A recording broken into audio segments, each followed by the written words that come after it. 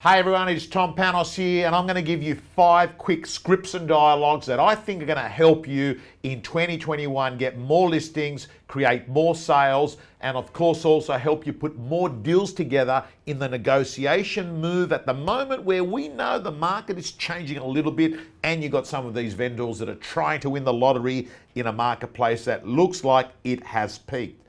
So, the first script and dialogue I want to share with you is one of my favorites. And the reason it's my favorite, or one of my favorites, is that I know the answer is always going to be yes. Here's the words. How open-minded would you be? Think about that. If I sat in front of all the audience at ARIC and said, can everyone that's open-minded please put their hands up? Every hand would go up. Why? Everyone wants to be considered an open-minded person.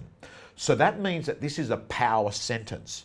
So how do we use that in sales? Well, we can use it in a lot of situations. Example, chasing expired listings.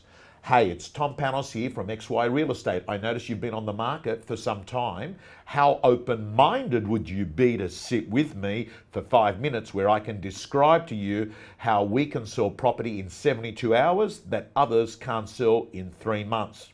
There's an example. Another example is if you're chasing listings, you can actually call a rental that's on the market that hasn't been rented for 2 weeks, ring up the owner. Hey, it's Tom Panos here from XY Real Estate. I notice you've been on the market for some time. As a rental, how open-minded would you be to sit with me for 5 minutes where I can describe a buyer that I've got that might pay top dollar for your home during this current real estate frenzy? So gang, the first dialogue is how open-minded would you be, and you can use that in so many situations.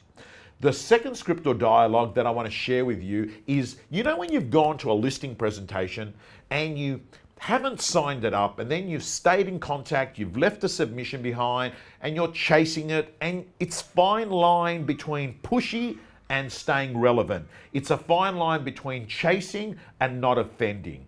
Here's the dialogue. It works wonders. You ring them up and you say this. Hey, it's Tom Panos here from the real estate.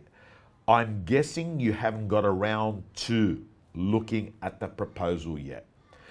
That assumptive statement puts them in a defensive spot where they feel guilty that they haven't come back to you, and then they'll often say something, yes, sorry, it's my bad.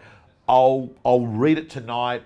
And then you say, no problems. Have a read of it. I'm actually coming past tomorrow afternoon, seeing some people in the street. Can I quickly come past for 10 minutes and answer any questions that you have? So, script number 2 is, I'm guessing you haven't got around to. Script number 3.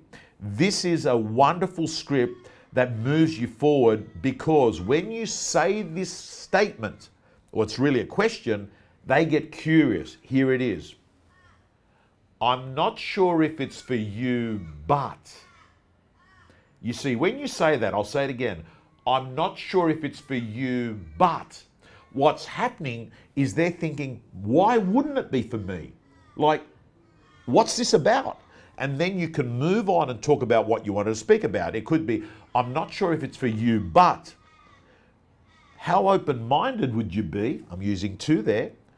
To sit with me for 5 minutes where I can talk to you about our list now, launch later strategy.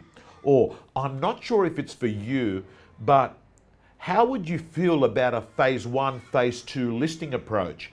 I'm not sure if it's for you, but how would you feel if I brought over Sally and Kristen, who will look at your home and might pay you top dollar without a marketing campaign? So that is the third script or dialogue. Now let me move to the last 2. The fourth one is when you've got a vendor that won't accept a figure because they paid top dollar during, I don't know, a couple of years ago, and you're trying to get the deal accepted now, and they say, but we can't, accept this price because we paid this for it. When you have that owner that says, but we paid this for it. Here is a wonderful script or dialogue. Mr. and Mrs. Vendor, what you bought the property for is called purchase value. What we've achieved today is called market value. there's no link between purchase value and market value.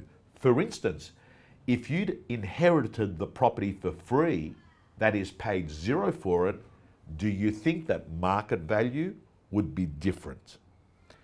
That's the fourth one. Works wonderful because it shows people their personal circumstances doesn't change what market value is today. And the last script or dialogue, my friends, is this. When you've got a vendor who won't accept an offer because they say, we can't take that figure because when we sell from here, we're moving to Byron Bay and prices are really expensive there. Here's what you say. Mr. and Mrs. Vendor, what we've achieved today is called market value.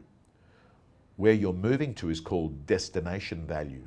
There's no link between destination value and market value. For instance, if you weren't moving to Byron Bay, but you were, say, moving to Mount Druitt, where prices are cheaper than Byron Bay, do you think that market value would be different because of where you're going to? You see, there's no link between destination value and market value.